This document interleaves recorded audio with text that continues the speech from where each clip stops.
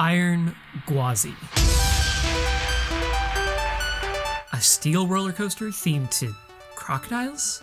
Apparently, this name was kept because the park president of Busch Gardens Tampa liked the name. Fair enough. For those of you who aren't in the know, a Gwazi is a fictional mythical creature that is a cross between a lion and a tiger.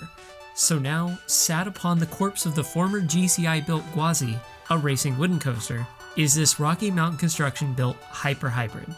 Is this truly the best coaster in the United States? Has it dethroned the former king? Or is it...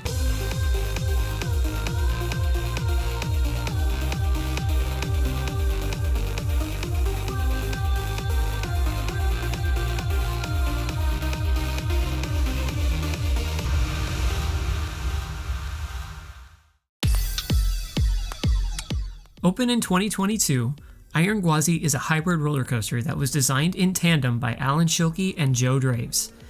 Some people like to describe this as Alan imparting his wisdom upon Joe before he retired, since this was the last RMC designed by him. Standing at 206 feet tall with 4,075 feet of track and 2 inversions, does Iron Gwazi stack up? This coaster does a lot right, but also does falter in some places. This review will be structured similarly to my park reviews, but a bit more brief. Let's get to it.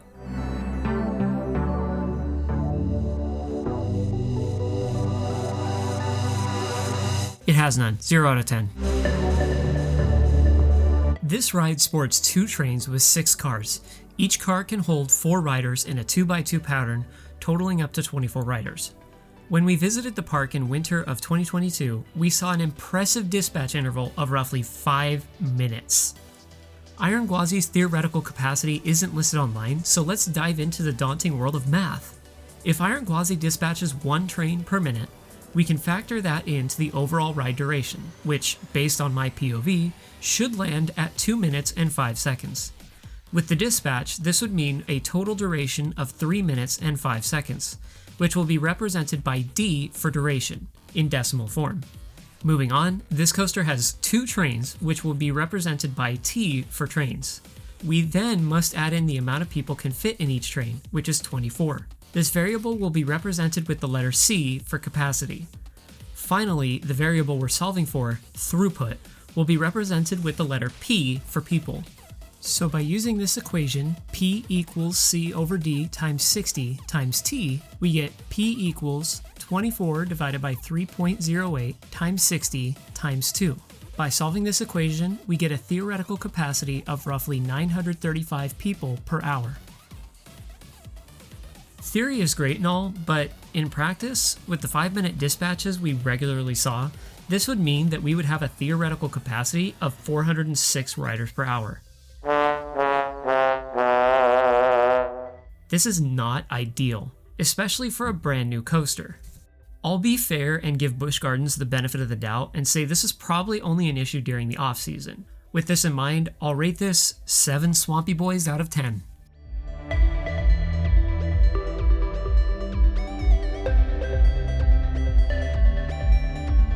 These are your typical RMC hybrid coaster trains.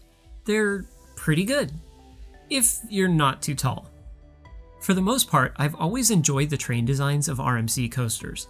They are supportive enough to not allow you to be flung around side to side too violently, but they also provide for enough room so that people of many different shapes and sizes can fit comfortably.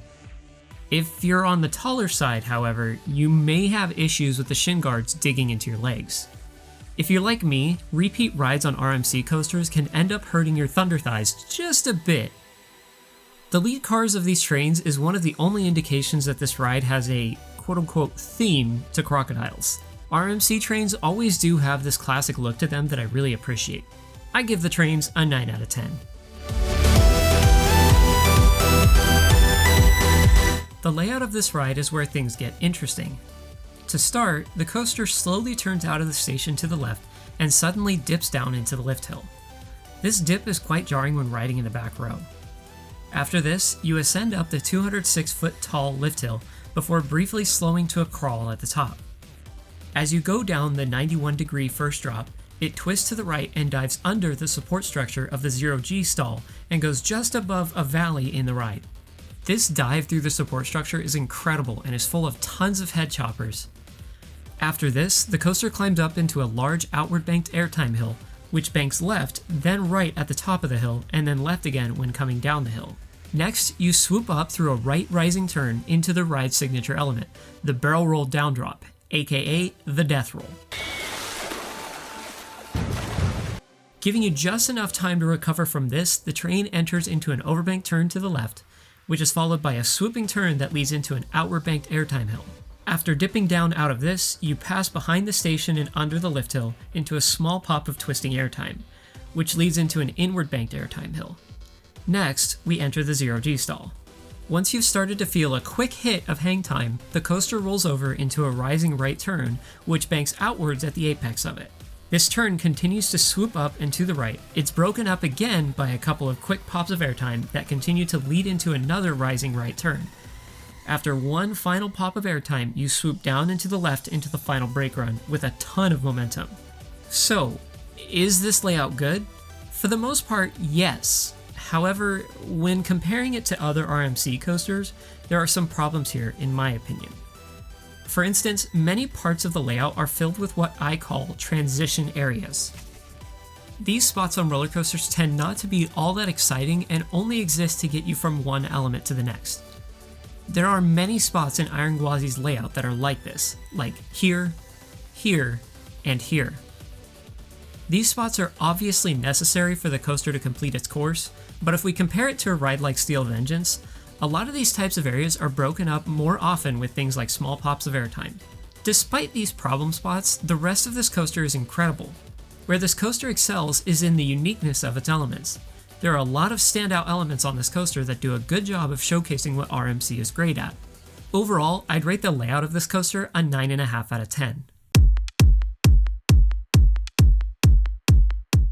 Let's finish this video off talking about the overall ride experience. Like most RMC hybrid coasters, this one is glass smooth. It does a great job at providing an out-of-control experience that leaves riders speechless once it comes into the final breaks. A lot of the elements on this ride felt purposeful and did a good job at providing unique sensations. The first drop on this coaster, as well as the barrel roll down drop, are both highlights on this ride, and are awesome in their own rights. This coaster does a good job at pulling off strong forces of airtime and laterals, but is somewhat lacking in the hang time department. After experiencing some crazy hang time on other rides, I was expecting the 0G stall to be insane. Upon riding Iron Gwazi in both the front and the back rows, this element is best experienced in the middle of the train. Wait, what? You see, when you're in the front, the train enters the stall too quickly, so by the time the coaster is flipping back upright, you've only had some mild hang time. In the back row, by the time you're entering the stall, the coaster is already speeding up again. So the middle of the train provides the most balanced experience on this element overall. Perfectly balanced. This whole thing should be. Once you hit the final brake run in this coaster, I always felt like I was left wanting more.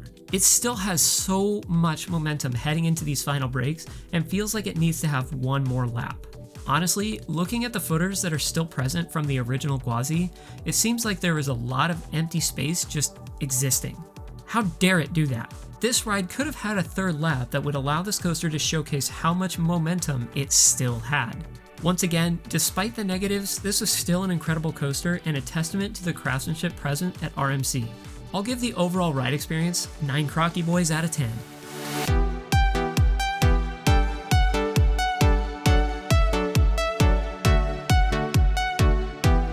I know it may be hard to tell, but I really do enjoy this ride. Like, a ton. Iron Gwazi is incredible and another slam dunk by RMC. I only wanted to highlight my complaints on it to discuss how it could be stronger. Seriously, if you took the first drop of Iron Gwazi and combined it with the non-stop airtime festival that is Steel Vengeance, then sprinkled in some Wildcats Revenge laterals, you'd have a near flawless coaster in my opinion. Really, I'm only being so hard on it since so many people out there rate this as their number one, which, shockingly, I don't. Yeah, I'm Mr. Cool Dude over here and I want to be edgy by saying Iron Gwazi isn't the best coaster in all of existence. Remember, this is all my own opinion and I'm open to hearing your opinions down in the comments below.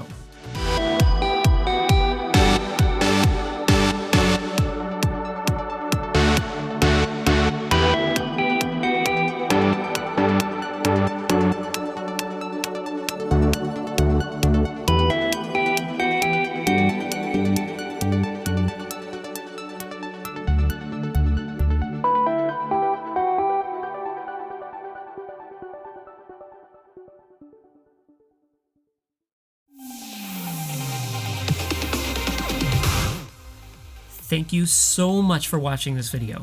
Don't forget to leave a like and comment below and hit that bell icon.